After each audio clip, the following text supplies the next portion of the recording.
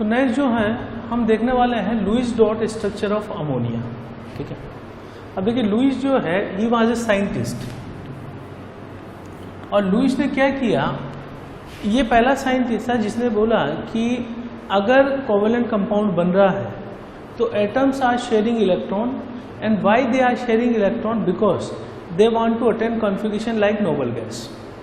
और noble gas में generally outermost shell में वैलेंस इलेक्ट्रॉन होते हैं 8, तो हर एलिमेंट 8 इलेक्ट्रॉन रखने का प्रयास करता है।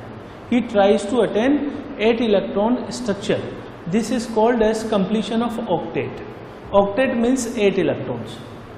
तो हम ये देख रहे हैं कि लुईस ने इलेक्ट्रॉन को डॉट से रिप्रेजेंट किया और उससे स्ट्रक्चर कंपाउंड का बनाया। तो हम स्ट्रक्चर देखने वाले हैं अमोनिया का। ठीक है, अमोनिया में nitrogen is a central atom. Okay, so nitrogen having configuration 1s2 2s2 2p3, this one is outermost shell and it is containing 2 plus 3 5 valence electron. Okay, in 5 valence electron nitrogen having only 1 electron, so there is one nitrogen having 5.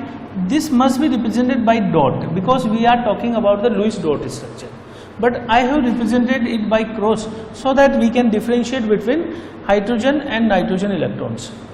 So this dot is given by hydrogen, this dot is given by hydrogen, and cross is given by nitrogen. Hydrogen needs only 1 electron to attain configuration like helium gas, which is its nearest noble gas. So it has attained configuration like helium, it has attained like configuration like helium, and nitrogen after bonding has got 3 electrons, 2 electrons. So if I count, then there will be 1 hydrogen also. So this one is, this hydrogen is also completed its duplet like of helium. So if we count nitrogen atom, so nitrogen is having 1 2 3 4 5 6 7 8, means nitrogen, octet of nitrogen is completed now. This one 2 electrons are not shared with anyone, so I have represented these 2 electrons in a bracket, in a circle, and this is called as lone pair. And between nitrogen and hydrogen 1 electron was shared, so single bond is formed, and this is the structure of ammonia. This is the structure of ammonia compound. Now we are going to see the structure of methane compound. CH4 is called as methane. In this methane, central atom is carbon atom. Carbon atom has configuration 1s2 2s2 2p2. It is having 4 valence electron in the outermost shell. So I have drawn 4 valence electron of carbon here, okay, by cross, and 4 electron given by the each hydrogen. Now what happens? Hydrogen has completed its duplet, hydrogen has got configuration like helium gas, okay, in nearest inert gas, and carbon after sharing has got 4 electron, means total 8 electrons are there. So this is the structure of methane. So what happening? The carbon and hydrogen has shared 1 electron, means single bond is formed. So 4 hydrogen are connected by single bond, and this is the structure of methane gas CH4. You can see the carbon is making 4 bonds, 1 2 3 4. That's why we can say the carbon is tetravalent. Okay, and we already know that covalent bond is formed by sharing of electrons between atoms. Sharing of electrons between atoms. अब देखिए जो covalent bond होता है इसमें अंदर तो ये bonding होती है स्ट्रॉन्ग टाइप की, बट अगर हम ये माने कि इन कोवेलेंट मॉलिक्यूल्स, या मैं ये बोलूं लाइन इनकी बजाय मैं बोलूं कि among covalent molecule intermolecular forces are weak. So what is mean by intermolecular forces? ये सारे स्ट्रक्चर हम देख रहे हैं मॉलिक्यूल्स के, मिथेन है, अमोनिया है, हाइड्रोजन गैस है, नाइट्रोजन गैस है. तो अगर मैं 2 मॉलिक्यूल को पास में लाता हूं तो थोड़ा बहुत अट्रैक्शन उन दोनों के बीच में होगा. ठीक है, तो हम ये कहना चाह रहे हैं कि इंटरमोलिकुलर मॉलिक्यूल के बीच का जो फोर्स है वो कोवेलेंट मॉलिक्यूल में वीक होता है. इसलिए इसके आधार में मैं कह सकता हूं कि most of the covalent molecules are gas, most of the covalent molecules are gas, are in gas form. तो इसका एग्जांपल मैंने लिया hydrogen gas. As we already know that hydrogen is found in gas form. अब मान लो मैं किसी container में hydrogen gas भर देता हूं, ठीक, तो क्या होगा, हाइड्रोजन के बहुत सारे मॉलिक्यूल होंगे उसमें, थोड़ा बहुत अट्रैक्शन तो दो हाइड्रोजन मॉलिक्यूल के बीच में होगा। तो मैंने ये दो हाइड्रोजन के मॉलिक्यूल बना लिए इस तरीके से। जब ये नजदीक आएंगे तो इनमें थोड़ा बहुत अट्रैक्शन होगा, तो इनके बीच में जो अट्रैक्शन है तो हम ये कह सकते हैं कि there is weak intermolecular force. यदि दो मॉलिक्यूल के बीच में इंटरमॉलिक्यूलर फोर्स बहुत ज्यादा स्ट्रांग होगा तो मॉलिक्यूल पास में आएंगे और सॉलिड बन जाएगा। रिलेटिवली वीक होगा अट्रैक्शन तो लिक्विड बन जाएगा, और अगर बहुत ही वीक है तो वो गैस बन जाएगा। तो जैसा हमने बोला कि वीक इंटरमॉलिक्यूलर फोर्सेस है, तो hydrogen is found in gas form, ठीक। तो हम ये कह सकते हैं कि ज्यादातर कोवेलेंट मॉलिक्यूल गैस फॉर्म में पाए जाते हैं, ठीक है। चूंकि इनमें वीक इंटरमॉलिक्यूलर फोर्सेस होते हैं, इसलिए हमें कह सकते हैं कि इनको तोड़ना भी आसान है, इनको तोड़ना आसान है। इसका मतलब there is low melting point and low boiling point. तो most of the covalent molecules are having low melting point and low boiling point because of the weak intermolecular forces. As we already know कि it has absence of ions, और अगर ions होते या electrons होते तो movement होता है electricity का। तो यहां हम ये कह सकते हैं कि यहाँ आयन और इलेक्ट्रॉन नहीं है, फ्री इलेक्ट्रॉन, इस वजह से they are poor conductor of electricity, electricity pass नहीं करते हैं। जैसे लकड़ी है, वुड है, तो वुड में जो है वो वहां पे कोई आयंस नहीं है, प्योरली वो जो है कोवेलेंट जो है कंपाउंड है। अब कोवेलेंट कंपाउंड है, कार्बन है, हाइड्रोजन है, ऑक्सीजन, ये सब है उसमें। अब वुड में अगर अपन किसी एंड से दो वायर लगा दें तो उसमें इलेक्ट्रिसिटी पास नहीं करेगी। तो पास नहीं करने की वजह क्या है कि ना तो वहां फ्री इलेक्ट्रॉन्स है, ना वहां पे सॉल्यूशन फॉर्म में फ्री आयंस है, इस वजह से।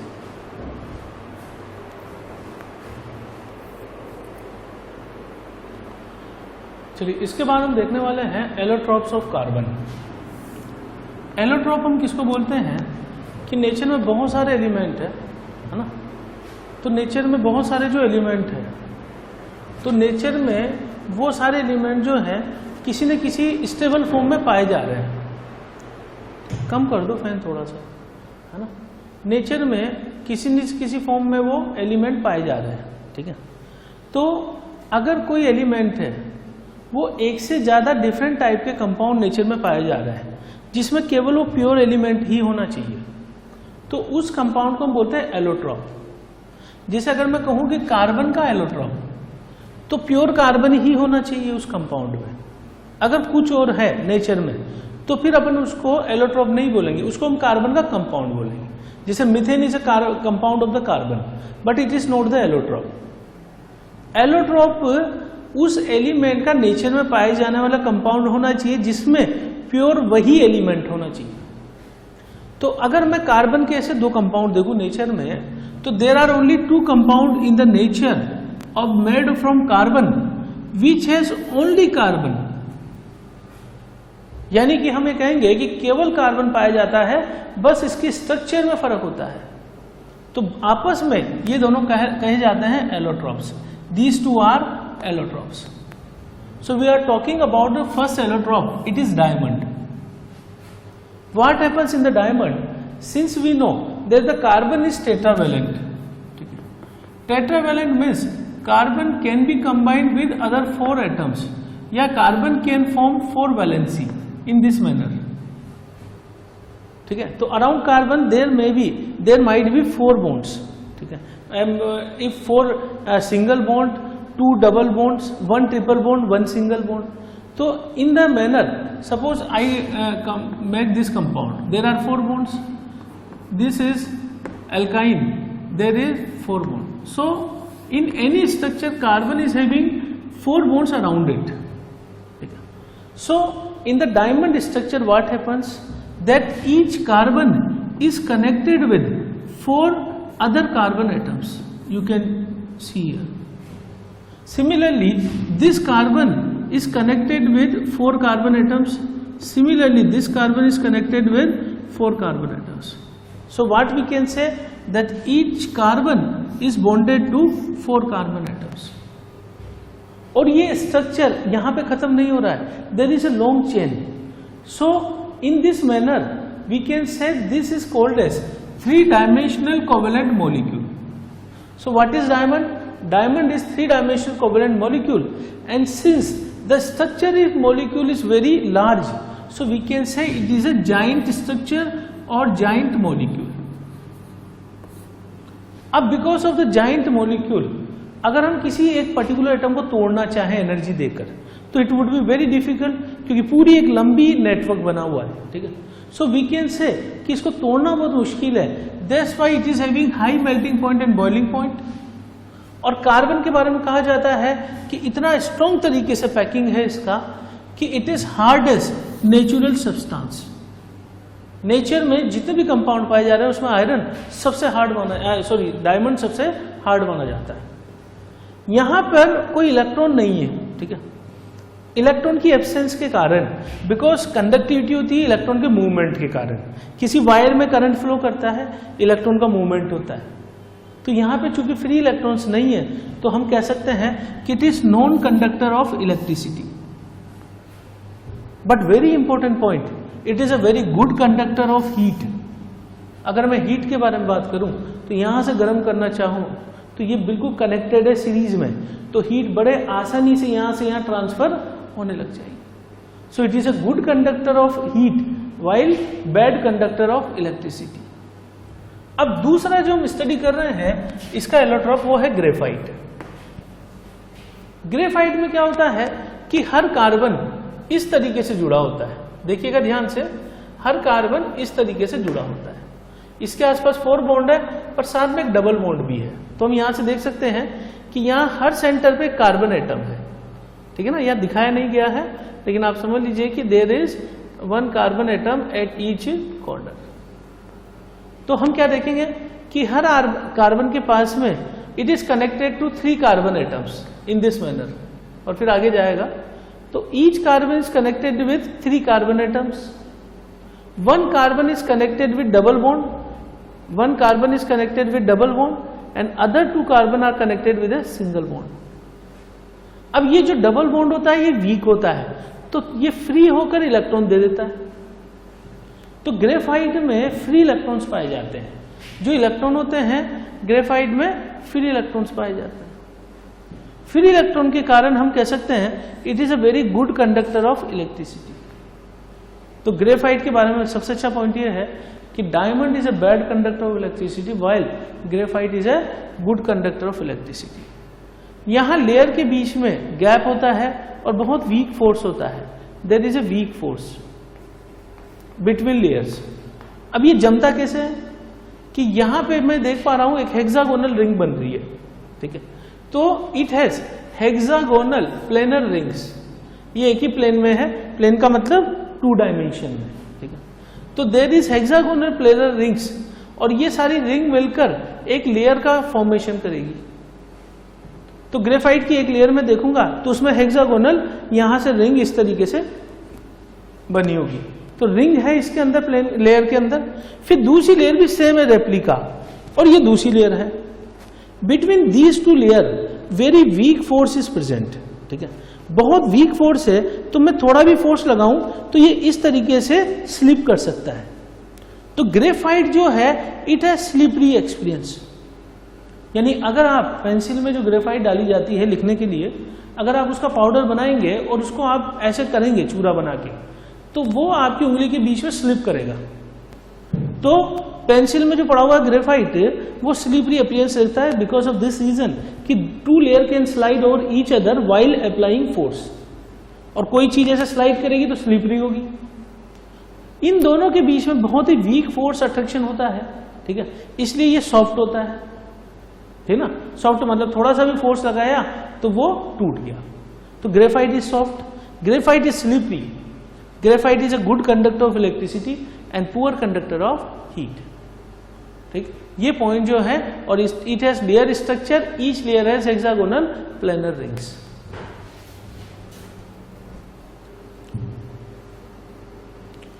अब देखिए जो हमारे पास दो एलोट्रॉप है graphite and diamond, we can convert graphite into diamond. Naturally ऐसा होता है कि जहां पर ग्रेफाइट की चट्टानें होती है उनके नीचे डायमंड की चट्टानें होती है, ठीक है। तो graphite can be converted into diamond if we apply high pressure and high temperature. So these are the two important condition for the conversion of graphite into diamond. Okay? अब हमने दो एलोट्रॉप पढ़े हैं, ठीक है, पहला डायमंड दूसरा graphite, ठीक है। तीसरा एक और एलोट्रॉप है जो कि नेचर में नहीं पाया जाता है, it is man made allotrope of carbon and this allotrope is called as fullerenes and there are many fullerenes, example C48, C60. So there is wide range of fullerenes, and one of the example is C60. C60 means there are 60 carbon atoms in a single molecule. Okay, and it was found by Buckminster scientist. So it is named after the name of scientist. So it is Buckminster football, and the structure is same as football. So C60 structure, what is its speciality? It is a most symmetrical compound. और अगर हम इसको देखें, जैसे football आपको याद होगी, तो फुटबॉल को यदि आप देखोगे तो इस तरीके से फुटबॉल में बीचों बीच एक पेंटागन होता है और उसके आसपास बहुत सारे हेक्सागन्स होते हैं। तो football contains pentagon and hexagons. बिल्कुल सिमिलर स्ट्रक्चर होता है किसका? तो जैसे फुटबॉल को आप देखते हो तो फुटबॉल चारों तरफ से सिमेट्रिकल होगी, किधर से भी देखो आप एक जैसी दिखाई देगी। तो Buckminster football is a more symmetrical compound found in the nature, मतलब made by the man, and it is a C60, 60 carbon in a single molecule. Now we are going to see the structure of CO2, carbon dioxide. What is the name of CO2? Carbon dioxide. So name you can easily understand, one carbon and di means two or oxide means oxygen atoms. So the structure is central atom is carbon and two oxygen atoms are attached with the double bond. If I draw the Lewis structure, each carbon is having 4 valence electron. Out of these 4 valence electron of carbon, 2 are shared with other oxygen, 2 are shared with another oxygen. And oxygen is having 6 valence electron, as we know, because carbon is 1s2, 2s2, 2p2, and oxygen is 1s2, 2s2, 2p4. So oxygen has 6 electron and carbon has 4 electron. तो to complete octet inert gas जैसा बनना है तो 8 electron होने चाहिए। तो carbon needs 4 electron and oxygen needs 2 electron only. So this oxygen is sharing 2 electron with carbon, this oxygen is sharing 2 electron with carbon, and these are the 2 lone pairs I am showing over this structure. So these are the lone pair, ठीक है। So oxygen has completed its octet by sharing 2 electron, another oxygen has completed octet by sharing 2 electron. Now carbon has shared 2 electron and 2 electrons with other oxygen, so overall it is having 4 plus 4 8 electrons. So we can say octet of each element is now completed. सही, इसमें another structure हम देख रहे हैं sulphur का acid. Acid is also allotrope of carbon, and यहां पे जो एसिड है that is found in ring form, और एसिड का जो स्ट्रक्चर है दैट इज क्राउन शेप्ड। जैसा कि आप देख सकते हैं कि मैंने यहाँ पर एक क्राउन बना दिया और क्राउन के बीच में हर एक यहाँ पे एंड में एक सल्फर लगा दिया। So how many sulphurs are there? 1 2 3 4 5 6 7 8 sulphur atoms are there. और ये पूरा स्ट्रक्चर मॉलिक्यूल का कैसा है? क्राउन जैसा। हर सल्फर के ऊपर 2 अनपेड इलेक्ट्रॉन होंगे। क्यों? क्योंकि सल्फर ने यहाँ सिंगल बॉन्ड बनाया, तो सल्फर ने यहाँ कितने इलेक्ट्रॉन शेयर किए? एक एक। सल्फर का कॉन्फ़िगरेशन होता है 1s2, 2s2, 2p6, 3s2, 3p4। Outer most shell को देखेंगे तो इसमें 6 वैलेंसी इलेक्ट्रॉन है। अगर 6 वैलेंसी इलेक्ट्रॉन है तो ये शेयर कर दिया इधर, ये शेयर कर दिया इधर, तो इसके पास 4 इलेक्ट्रॉन बचेंगे, तो देयर आर 2 लोन पेयर। तो हर सल्फर के पास मैं 2-2 लोन पेयर बता सकता हूं इस तरीके से। तो हर सल्फर के पास 2-2 लोन पेयर होने चाहिए। तो अगर मुझसे पूछा जाए कि टोटल लोन पेयर यहाँ कितने हैं, तो each sulphur is having 2 lone pair, so 8 multiplied by 2, 16 will be the total number of lone pair. LP means lone pair. So this is the structure of acid molecule which is crown shaped, and acid is found in solid state. It is ring type of structure and it is allotrope of sulfur. It is allotrope of sulfur. Okay. अब देखिए हम देख रहे हैं versatile nature of carbon. Carbon जो है इसकी एक यूनिक कैपेबिलिटी है कि बहुत सारे कंपाउंड बना सकता है नेचर में, यानी millions of compound are found of the carbon made by the carbon. इतने ज्यादा कंपाउंड किसी और एलिमेंट के द्वारा संभव नहीं। तो नेचर में कार्बन के बहुत सारे कंपाउंड पाए जाते हैं। Carbon forms large range of compound, और इसके 2 रीजन है। पहला रीजन है कि कार्बन के पास एक यूनिक एबिलिटी है टू फॉर्म लॉन्ग चेन्स, और लंबी लंबी चेन बनाने की जो प्रॉपर्टी है that is called as catenation. So carbon has a unique ability to form long chains there and catenation. तो कार्बन जो है बहुत लंबी लंबी चेन बना सकता है, इसी प्रॉपर्टी को अपन क्या बोलते हैं, केटिनेशन। कार्बन सिंगल बॉन्ड बना सकता है, कार्बन डबल बॉन्ड बना सकता है, कार्बन ट्रिपल बॉन्ड बना सकता है। इस वजह से भी ये बहुत सारे कंपाउंड बना सकता है। यदि किसी कंपाउंड में केवल सिंगल बॉन्ड हो, केवल सिंगल बॉन्ड हो, तो that compound is called as saturated compound. और अगर किसी कार्बन के द्वारा बनाए गए कंपाउंड में डबल बॉन्ड या ट्रिपल बॉन्ड हो, तो that compound is called as unsaturated compound containing double and triple bond. अब कार्बन के जस्ट नीचे आता है सिलिकॉन। सिलिकॉन के पास भी केटिनेशन प्रॉपर्टी होती है, तो it can also form long chains like of carbon, but इसकी एबिलिटी उतनी लंबी चेन बनाने की नहीं है। तो silicon can also form long chain but only up to 7 और 8 एटम्स, जबकि कार्बन जो है वो 100-200 एटम तक जा सकता है। तो कार्बन की कैपेबिलिटी जो है लंबी चेन बनाने की है, लेकिन सिलिकॉन केवल 7 और 8 एटम सकता है। तो ये अनस्टेबल होते हैं और रिएक्टिव होते हैं हाईली। ठीक, अगर मैं कार्बन कार्बन बॉन्ड के कंपेयर करूं तो कार्बन एटम छोटा होता है, स्मॉल होता है। तो 2 स्मॉल एटम यदि आपस में जुड़ते हैं तो बॉन्ड लेंथ उसकी कम होगी और वो बॉन्ड जो है वो स्ट्रॉन्ग बॉन्ड होगा। तो कार्बन कार्बन बॉन्ड जो है वो स्ट्रॉन्ग होता है, स्टेबल होता है, और स्मॉल साइज के कारण ही ये स्टेबल बॉन्ड बनाने में सक्षम होते हैं। ठीक है, कार्बन की खासियत ये है कि ना सिर्फ कार्बन के साथ जुड़ता है, बाकी वेराइटी ऑफ एलिमेंट के साथ एक कंपाउंड बना सकता है। कार्बन ऑक्सीजन से जुड़ सकता है, हाइड्रोजन से, नाइट्रोजन से, सल्फर से, क्लोरीन। तो सबके एग्जाम्पल आपको पता होंगे, CO2 है, CH4 है, ठीक है ना। इसके साथ अपन देख ले कि यहाँ पे जो है यूरिया है, NH2CO NH2, यूरिया जो है यहाँ पर है, CS2 कार्बन डाइसल्फाइड है, कार्बन टेट्राक्लोराइड है।